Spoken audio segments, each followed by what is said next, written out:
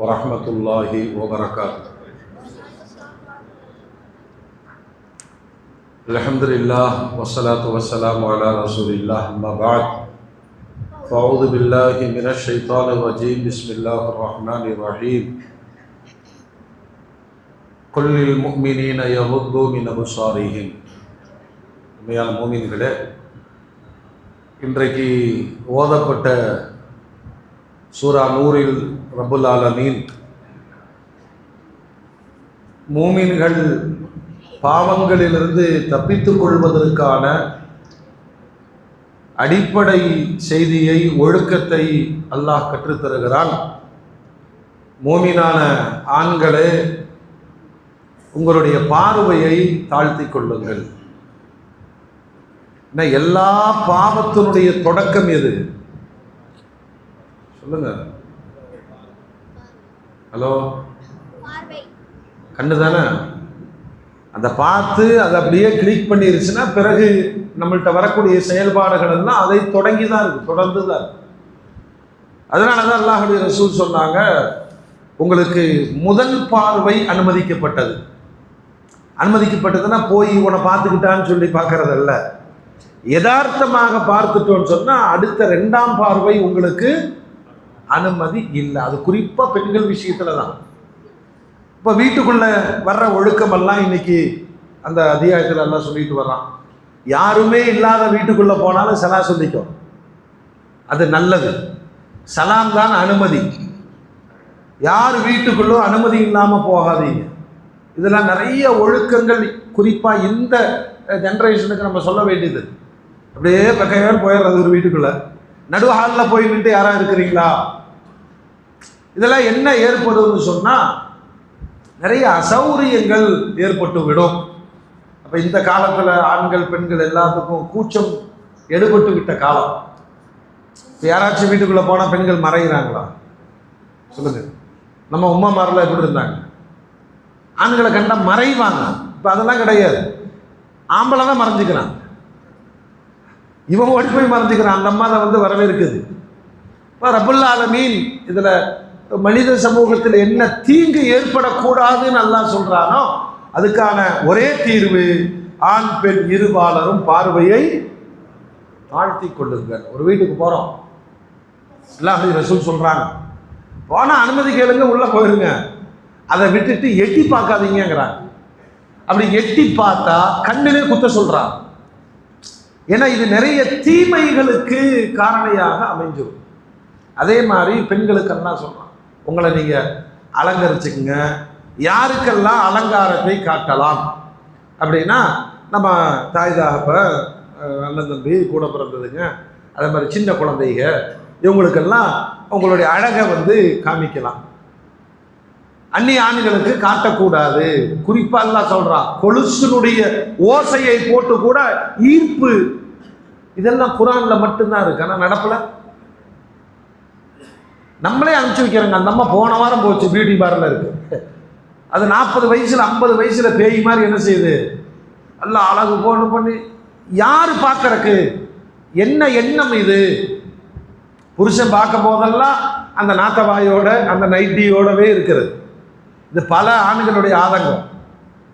இது எல்லாம் ரப்புல் ஆலமீன் குர்ஆன்ல சொல்லி தந்து பெருமானார் சொல்லுவார்கள், பார்வை இருக்கா இல்லையா, இப்லீஸினுடைய ஷைத்தானுடைய விஷம் தோய்க்கப்பட்ட அம்புங்கிறார். அதுல என்ன வேணாலும் நடக்கலாம். வல்ல ரப்புல் ஆலமீன் நம்மையும் நமது பிள்ளைகளையும் அல்லாஹ் பாதுகாப்பானாங்க. சில ஒழுக்கங்களையாவது நம்ம கற்றுக்கொள்ளணும். இது பெண்களை பார்க்கறது மட்டும் இல்லை, சில இடத்துல நம்ம பார்க்கக்கூடாதுன்னு அதை பார்க்காம போயிட்டே இருக்கிறது தான் பல விஷயங்கள். அருமைக்குரிய சஹாபாக்கள்ல உலகத்திற்கு மிக பெரும் பாடமாக இருக்கக்கூடிய சஹாபாக்களில் ஒருவர் அதி இப்னு ஹாத்தம் தாய். பொதுவாக அரபு வரலாற்றில் கொடைவள்ளல் அப்படிங்கிறதுக்கு உதாரணமாக ஹாத்தம் தாயின்னு சொல்லுவாங்க. அரபு வரலாறுகள்லாம் பார்த்தீங்கன்னா, இப்போ நம்ம ஊரில் அப்படி கொடைவள்ளலுக்கு ஒரு உதாரணம் சொல்லுங்க பார்க்கலாம். சொல்லுங்க, நம்ம எல்லாம் வரலாறு தெரிஞ்சாதானா? சீதக்காதி, கொடைவள்ளல் ஆமா, இவர் பெரிய சீதக்காதி அப்படிங்குவாங்க. கீழக்கரையில் அடங்கப்பட்டிருக்கிற மிகப்பெரிய மகான், பெரிய வணிகர், அள்ளி அள்ளி கொடுத்தார்.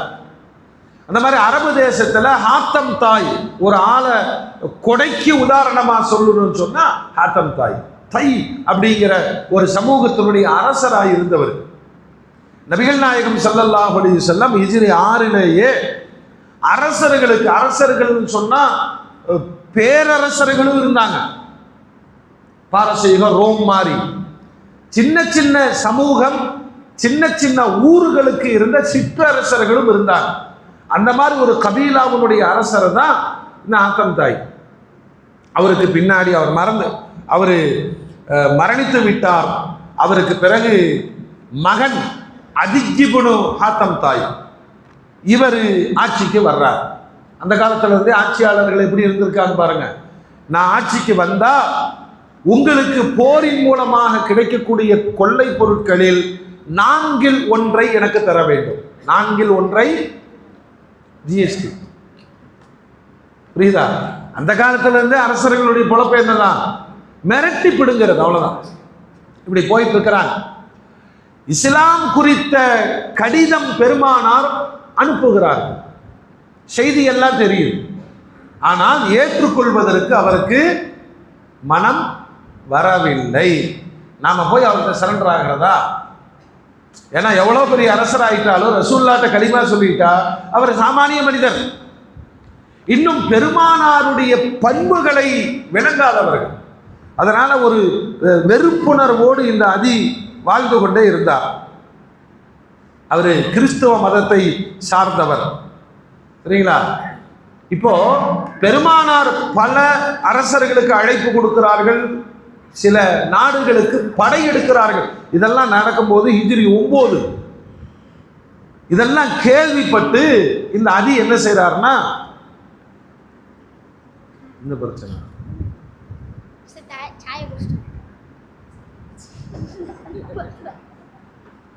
அதி என்ன செய்யறாருன்னு சொன்னா, தன்னுடைய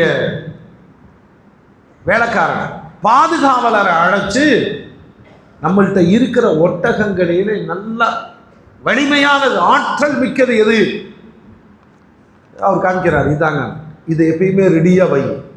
இன்னொரு செய்தி, முஹம்மதுடைய படைகள் நம்ம ஊருக்குள்ள, நம்ம நாட்டுக்குள்ள வர்றதா இருந்தா உடனே எனக்கு தகவல் சொல்லு.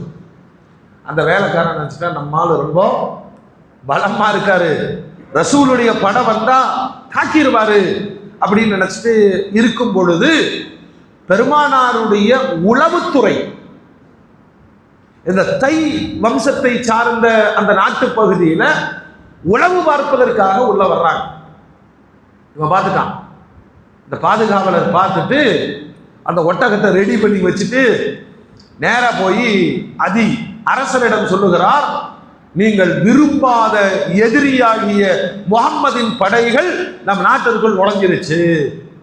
அப்படியா அப்படின்னு அவனை இவன் பயங்கரமா போர் செய்வான்னு பார்த்தா என்ன செஞ்சுட்டாரு, கொட்ட கொட்ட கொட்ட கொட்டன்னு மக்களை எல்லாம் எழுப்பி குடும்பத்தை எல்லாம் தூக்கி ஒட்டகத்துல அவனும் உட்கார்ந்துட்டு எல்லாரையும் பிரயாணத்துக்கு தயாராகி ஒரே ஓட்டமா பக்கத்துல இருக்கிற சிரியாவுக்கு ஓடிட்டான்.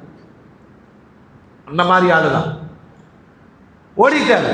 என்ன காரணம்னா, அவருக்கு ஒரு நம்பிக்கை, நான் கிறிஸ்தவர், சிரியாவிலும் கிறிஸ்தவர்களுடைய ஆட்சி இருக்கிறது, அதனால நம் உயிரை பாதுகாப்பதற்கு குடும்பத்தோட ஓடிட்டார். எங்க? ஆமா, பெருமானாருடைய படைகள் இந்த தையருடைய கோத்திரத்தை சுற்றி வருகிற பொழுது இவருக்கு ஏற்பட்ட ஒரு சோதனை என்ன தெரியுமா? போற அவசரத்துல தங்கச்சியை விட்டுட்டு போயிட்டார். யார? சொந்த தங்கச்சியை விட்டுட்டு போயிட்டார். பெருமானாருடைய படை பார்க்குது, மன்னர் ஓடிட்டாரு அப்படின்னு ஊரெல்லாம் ரவுண்ட் அடிச்சுட்டு அவர்களுடைய பொருட்களை எல்லாம் எடுத்துக்கொண்டு இந்த அம்மாவையும் தூக்கிட்டு மதீனா கொண்டாங்க. ஏன்னா இது ஒரு அரச குடும்பம் தானே. இந்த அம்மாவையும் தூக்கிட்டு வந்துட்டாங்க. அவரு சிரியாவில் இருந்து கொண்டு பார்க்கிறாரு, அல்லாவே தவறுதலாக தங்கச்சி விட்டுட்டு வந்துட்டோமே, என்ன ஆகும் ஏதாகும் செய்தி அவருக்கு கிடைக்கிறது. மதீனாவுக்கு தூக்கிட்டு போயிட்டாங்க. மஸ்ஜிது நபவி அருகே அந்த பெண் கைதியாக ஒரு இடத்தில் தங்க வைக்கப்பட்டிருந்தார். அல்லாஹ்வுடைய ரசூல் வரும்பொழுது அந்த அம்மா சொல்றாங்க, நான் பெரிய ராஜா வீட்டு பிள்ளை, எங்க அண்ணனும் அரசன், என் குடும்பமெல்லாம் போச்சு, நான் மட்டும் தனியா மாட்டிக்கிட்டேன், எனக்கு நீங்கள் உபகாரம் செய்தால் அல்லாஹ் உங்களுக்கு உபகாரம் செய்வான். யார்கிட்ட? ரசூலுல்லாஹ்ட்ட. ரசூலுல்லாஹ் கண்டுக்கவே இல்லை, பேசாம போயிட்டாங்க. 2வது நாள், 3வது நாள், 4வது நாளும் இதே கோரிக்கை வச்சாங்க. ரசூலுல்லாஹ் கண்டுக்கல. பின்னாடி ஒரு ஆளு அந்த அம்மா இப்படி நோண்டி சொன்னாரு, இப்படி சொல்லாதம்மா, எழுந்து சலாம் சொல்லிட்டு பக்கத்துல போய் பரிதாபமா சொல்லு. அப்ப அந்த அம்மா அதே மாதிரி எழுந்து போய் பெருமானாருக்கு சலாம் சொல்லிவிட்டு, என் குடும்பம், என் அல்லா. அப்பதான் ரசூலுல்லாஹ் கேட்கிறாங்க, நீ யாரு? நானு ஹாத்தம் தாய், அரபுலகத்தின் கொடை வள்ளலுக்கு உதாரணமானவர், அவரோட மகன். எங்க அண்ணன் தான் அதி, ஓடுற அவசரத்துல என்னை விட்டுட்டு போயிட்டாரு, என் குடும்பம் எல்லாம் அங்க இருக்கு, உங்களை நான் நல்லவராக கருதுகிறேன், ஆகையினால என்னை சிரியாவுக்கு அனுப்புங்கள். பெருமானார் மாறி இராணுவ நடவடிக்கைகள் அவ்வளவு நாகரிகமானவர்கள் யாரும் கிடையாது. உடனே அல்லாஹ்வுடைய ரசூல் சொல்றாங்க, ஓ உன் கோரிக்கை இதுதானா, நீ அந்த குடும்பத்தை சார்ந்தவரா, சரி சரி, நல்ல செய்தி உன் குடும்பத்திலிருந்து வரும் அப்படின்னு சொல்லிட்டு பெருமானார் சொல்றாங்க, இங்கிருந்து சிரியாவுக்கு போவதற்கான பாதுகாப்பான சூழல் அல்லது மனிதர்கள் உனக்கு கிடைத்தால் தகவல் சொல்லு, நான் அனுப்பி வைக்கிறேன். நான் அதே மாதிரி அந்த அம்மாவுக்கு ஒரு குழு, வணிக குழு போகுது. எங்கிறது? மதீனால இருந்து சிரியா போகுது. பெருமானாரிடம் வந்து சொன்னார்கள், உடனே அல்லாஹ்வுடைய ரசூல் உனக்கு பாதுகாப்பு இருந்தா நீ போமான்னு சொல்லிட்டு காசு பணம் எல்லாம் கொடுத்து அனுப்புறாங்க. ஒரு கைதியிடம் இப்படி நடந்து கொள்ள முடியுமா? அந்த அம்மாவுக்கு அப்படி ஒரு ஆச்சரியம். ஏன்னா இதுவரைக்கும் தன்னுடைய சகோதரன் பெருமானாரை குறித்தும் இஸ்லாத்தை குறித்தும் தவறான செய்திகள் தான் சொல்லி இருக்கிறாரு. ஆனா இவ்வளவு மகத்துவம் மிக்க ஒரு மாமனிதரை நம்ம பார்த்ததில்லை, நம்ம போயிடுச்சு. இந்த செய்தி சிரியாவில் இருக்கிற அரசர் அதி அவர்களுக்கு தெரிய வருது. சகோதரிக்கு என்ன நடந்திருக்கும், அவர் என்ன நினைச்சிருப்பாரு? கொண்டு போய் அடிமையாக்கி இருப்பாங்க, அவரை அடிமைகளை பயன்படுத்துற மாதிரி இல்லறத்துக்கு பயன்படுத்தி இருப்பாங்க, இப்படி எல்லாம் அவருடைய கற்பனை ஓடுது. ஆனா ஒவ்வொரு செய்தியா வர வர அவருக்கு ஆச்சரியத்திற்கு மேல் ஆச்சரியம். கடைசியில் அந்த அம்மாவே வந்து இறங்கிருச்சு. இறங்கி அண்ணனை பார்த்த உடனே சொல்லுச்சு, துரோகி, விட்டுட்டு போனவன, உறவுகளை துண்டித்தவன, உனக்கு நீயே உன் மனைவி மக்கள் எல்லாம் முக்கியம், என் தந்தையின் மக்களை விட்டுட்டாயே, அவங்க அத்தாவோட மக தானே அப்படின்னு எல்லாம் சத்தம் போட்டவன ரொம்ப கெஞ்சி கூத்தாடி, அப்படிலாம் நீ பேசாதமா, அவசரத்துல நடந்து போச்சு. சரி இப்ப என்ன செய்தி, உன்னை கொண்டு போய் என்ன பண்ணனாங்க அப்படிங்கும் போது நம்ம சொல்றா, கொஞ்சம் மெதுவா நான் சொல்றத கேளு, முடிஞ்சா இப்பவே போய் முஸ்லீம் ஆயிரு, முடிந்தா எவ்வளவு நேரத்தை நீ தாமதப்படுத்துறாயோ அந்த இஸ்லாத்தை ஏற்றுக்கொள்வதில் நீ பின்தங்குகிறாய், உன்னை விட மற்றவங்க முந்திருவாங்க. இப்படி ஒரு மகத்தான மனிதரை நான் பார்த்ததில்லை. நான் ராஜ குடும்பத்தை சார்ந்த பெண்ணு, நான் ஒரு கைதியாக இருந்தாலும் பெருமானார் பெண்ணுக்கான மரியாதை கொடுத்தார்கள், பாதுகாப்பு தந்தார்கள், என்னுடைய பிரச்சனைகளை நான் சொன்ன பொழுது செவிதாழ்த்தி கேட்டார்கள், என்ன பத்திரமா அனுப்பிச்சு வச்சிருக்காங்க, காசெல்லாம் கொடுத்து அனுப்பிச்சு வச்சிருக்காங்க. இப்படி ஒருவர் நான் பார்த்ததில்லை. அதனால உங்களுக்கு சந்தேகம் இருக்கலாம், என்ன டவுட் இருக்கலாம்னா, பெருமானார் அரசரா நபியா? பெருமானார் அதனால அண்ணன்ட்ட சொல்றாங்க, நீ போ, நீ அரசர் தானே, பெருமானார் நபி என்ற சில விஷயங்களை நீ பார்த்தால் நம்பி ஈமான் கொண்டு, இல்லைன்னு சொன்னா உன்னை விட சிறந்த அரசராகவே அவர் நடந்து கொள்வார். அவ்வளவுதான். தங்கச்சி சொன்ன உடனே கிளம்பிட்டார். யார பயந்து சொந்த நாட்டை விட்டு ஓடனாரோ, எப்படி கிளம்புறாரு தெரியுமா? நான் வர்றேன் அப்படின்னு ரசூலுல்லாஹ்வுக்கு செய்தி இல்லை, கடிதம் கிடையாது, பாதுகாப்பு படையெல்லாம் கிடையாது, தன்னந்தனியா கிளம்பி மதீனாவுக்கு வர்றார். நேரா மஸ்ஜிது நபவியில பெருமானார் ஸல்லல்லாஹு அலைஹி வஸல்லம் அவர்களுடைய பள்ளிவாசலில் வந்து சலாம் சொல்றார். உடனே பெருமானார் கேட்கிறாங்க, மணிர் ரஜுல், யார் நீங்க? அவர் சொல்றாரு, நான் தான் ஹாத்தம் தாயினுடைய மகன், தையி சமூகத்தின் அரசர் அதி அப்படின்னா. பாருங்க அல்லாஹ்வுடைய ரசூல். உடனே எழுந்து வந்து அவருக்கு மரியாதை செய்து கை கொடுத்து, வாங்க வீட்டுக்கு போகலாம், வீட்டுக்கு கூட்டிகிட்டு போய் உட்கார வச்சு அவருக்கு அந்த மரியாதை வரலாறுகள் எழுதுது. வீட்டுக்கு போனவன அல்லாஹ்வுடைய ரசூல் அந்த விரிப்பு இருக்குமா இல்லையா, அந்த விரிப்பை எடுத்து அவருக்கு கொடுக்குறாங்க, நீங்க உட்காருங்க. அவர் வேண்டாம் வேண்டாங்கிறார். இல்லைங்க உட்காருங்க. வற்புறுத்தி உட்கார வைத்த பிறகு பெருமானார் தரையில் உட்கார்றார். பெருமானார் இவர் மனசுக்குள்ள சொல்றாரு, இவர் அரசர் அல்ல. அந்த ஈகோ இருக்கும்ல, அந்த ஒரு நோய். சில பேரை கண்ட நம்ம எந்திரிக்க மாட்டோம். எந்திரிப்போமா? வரட்டும். ஏன்னா நம்ம ஒரு எம்டி, நம்ம போய் அவனுக்கு எந்திரிக்கிறதா? இதெல்லாம் சாதாரண மனிதர்களுக்கு இருக்கக்கூடிய பெரிய நோய். அதுல அரசர்கள் எப்படி இருப்பாங்க? என்ன இவர் கண்டிப்பா அரசர் இல்லை, இவர் நபிதான். இந்த அளவு பணிவு ஒரு நபியிடம் மட்டும்தான் பார்க்க முடியும். அவர் தனக்குத்தானே சொல்லிக்கிறார். பிறகு நபிகள் நாயகம் ஸல்லல்லாஹு அலைஹி வஸல்லம் அவரை உட்கார வச்சுட்டு, ஒரு வயதான பெண்மணி குழந்தையை கூட்டிட்டு வர்றாங்க. பெருமானாரிடம் தன் குடும்ப பிரச்சனை எல்லாம் சொல்றாங்க. காசு இல்லை, கஷ்டத்தில் இருக்கிறார். அல்லாஹ்வுடைய ரசூல் அந்த பெண்ணுக்காக எழுந்து நின்று அவங்க பிரச்சனையெல்லாம் காது கொடுத்து கேட்குறாங்க. கேட்டுட்டு தன் குடும்பத்தார்களை கூப்பிட்டு, அந்த அம்மாவுக்கு என்ன தேவையோ அதெல்லாம் கொடுங்க. ஒரு அரசர் இப்படி செஞ்சுட்டு இருப்பார? சொல்லுங்க. நம்ம சாதாரண ஒரு எம்பிட்ட கடிதம் கொடுத்தோம்னா அது எங்க போகும்? நம்மள்டே வரும். எங்க போகும்? அது அப்படியே அவன் கொடுப்பாரு, பார்க்க மாட்டானுங்க. அது கூட்டங்கள்ல பார்த்துட்டா நமக்கு தெரிஞ்ச ஆளா இருந்தாலே தெரியாத மாதிரி போய்க்குவார். அது அந்த பதவியோடைய. அல்லாஹ்வுடைய ரசூல் ஒரு பேரரசர், ஒரு சாதாரண வயதான பெண்மணியிடம் அவங்க பிரச்சனைகளை கேட்டு உதவிகளை செஞ்சு முடிச்சுட்டு இவர்கிட்ட வந்து அல்லாஹ்வுடைய ரசூல் இப்போ இவர் இந்த ரெண்டாவது சம்பவத்தை பார்த்துட்டு சொல்றாரு, நிச்சயமா இவர் நபிதான், நிச்சயமா.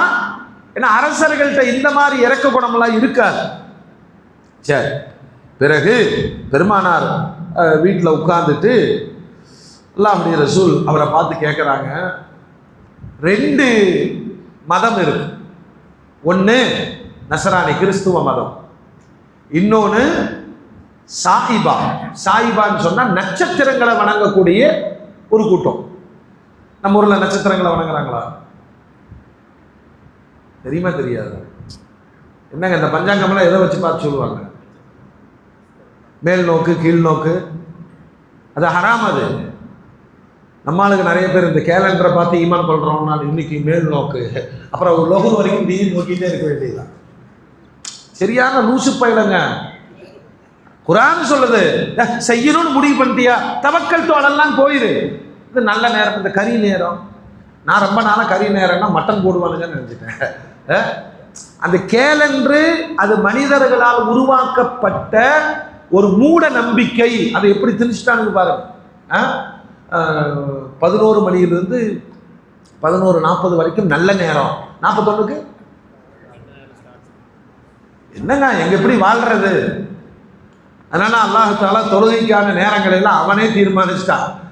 நான் கூப்பிடுறப்ப நீ வந்து தொழுதுரு, நீங்க பார்த்து தொழுதுங்கன்னு சொல்லியிருந்தா நம்ம நல்ல நேரம் பார்த்து நல்ல நேரம் வரலன்னு மக்ரிப் வரைக்கும் வீட்டிலே உட்காந்துப்போம். அல்லாஹ் அக்பர்.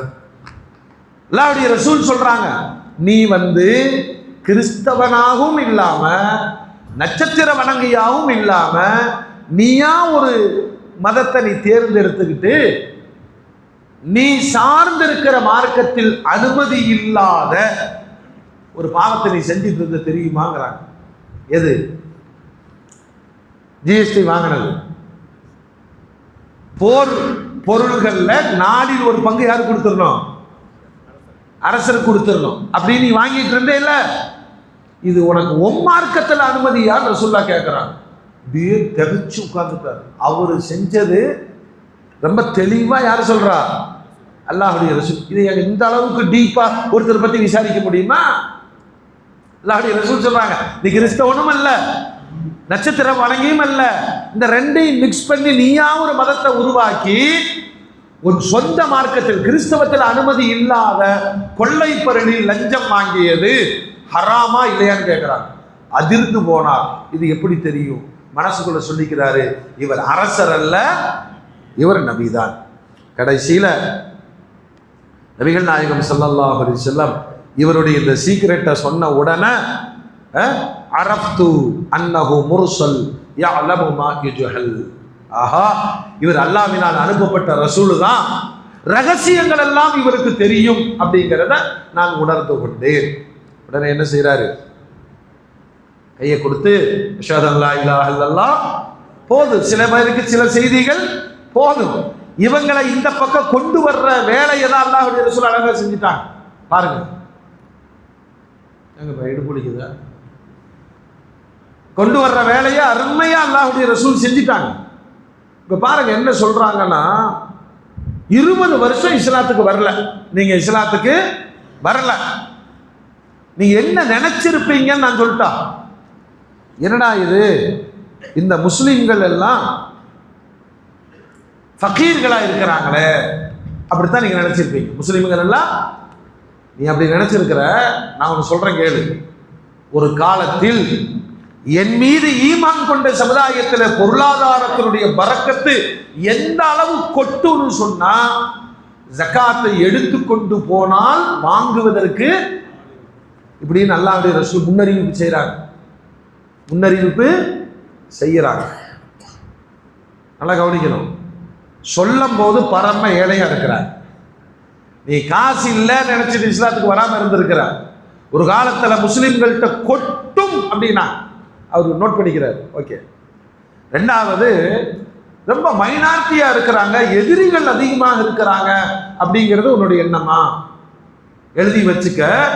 இஸ்லாத்தினுடைய பாப்புலேஷன் எவ்வளவு பெருகும்னு சொன்னா, அன்றைய காதிசியாவிலிருந்து காபத்துல்லா வரைக்கும் தன்னந்தனையா ஒரு பொம்பளை ஹஜ்ஜுக்கோ உம்ராவுக்கோ புறப்பட்டு வந்துட்டு போவா, எந்த பயமும் இருக்காது.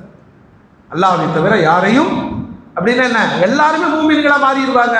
ஒரு மூமின் இன்னொரு மூமினை தொந்தரவு பண்ண மாட்டாங்க. மூணாவது, அல்லாஹ்வுடைய ரசூல் சொல்றாங்க, உனக்கு நீ கிறிஸ்தவராக இருந்தனால வரலாறு தெரியும்.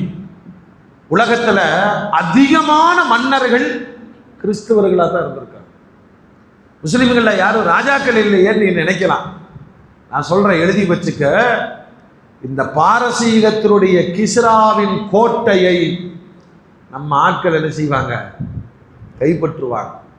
பாபிலோனில் இருக்கக்கூடிய வெள்ளை மாளிகையில் முஸ்லிம்களுடைய ஆட்சியின் கொடி பறக்கும். இதெல்லாம் முன்னறிவிப்பு செய்யறாங்க. இவரு அதிர்ந்து போறாரு. நம்ம மனசுக்குள்ள ஒரு ஆள் இஸ்லாத்தை ஏத்துக்காம இருக்கிறதுக்கு சில காரணங்கள் இருக்காம, என்ன பக்கீர் பசங்களா இருக்காங்க, யார்கிட்டயுமே காசு இல்லை, ரொம்ப மைனாரிட்டியா இருக்கிற, இப்படி எல்லாம் நீ நினைச்சிருந்தேனா இது எல்லாம் நடக்குங்கிறாங்க. களிமா சொல்லிட்டு கிளம்பிடுறார். அல்லாஹ்வுடைய ரசூல் அவருக்கு சொன்னாங்க, உண்மையான முஸ்லீமா இரு, இந்த இந்த சார்பு வேற மதங்களை சார்ந்தல நீ வாழ வேண்டாம். உனக்கு இந்த மாதிரி தயக்கங்கள் இருந்தா முஸ்லிம்களையும் ராஜாக்கள் உருவாகுவார்கள், முஸ்லிம்கள்ல மிகப்பெரிய கோடீஸ்வரர்கள் உருவாகுவாங்க, முஸ்லிம்களுடைய பாப்புலேஷன் பெருகும், கிஸ்ராவுடைய கோட்டையை கைப்பற்றுவாங்க, பாபிலோனுடைய வெள்ளை மாளிகையை முஸ்லிம்கள் அதிகாரம் செய்வார்கள். இதெல்லாம் சொல்லி அனுப்பின உடனே ஒரு முஸ்லீம் ஆயிட்டார். உமர் ரலியல்லாஹு அன்ஹு அவரை பார்த்து சொல்றாங்க, அதி மக்கள்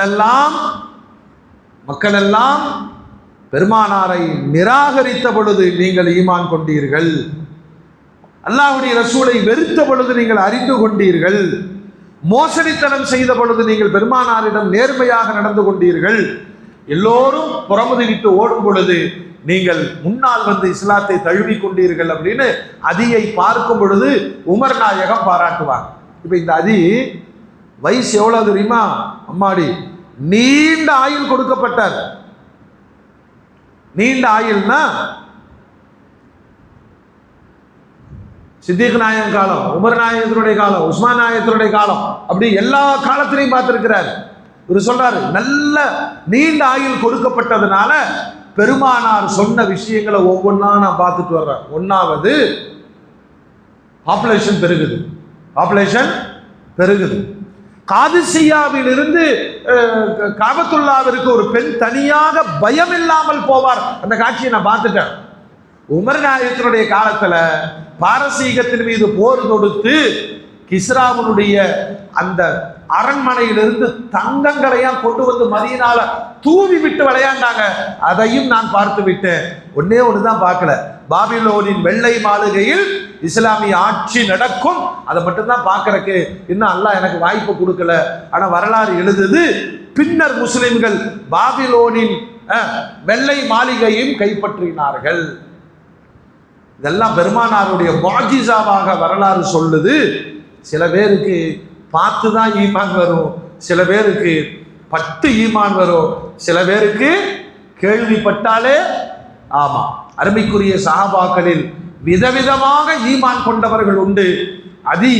அரசர் என்பதனால் அவருடைய அரச கோலத்திற்கு ஏற்ற வழிகளில் இஸ்லாத்தை பெருமானார் அவர்கள் கொண்டு போய் சேர்த்தார்கள். மார்க்கத்திற்கும் மக்களுக்கும் சேவையாற்றிய அல்லாஹ்வுடைய பொருத்தத்தை பெற்றவராக இறைவனடி சேர்ந்தார்.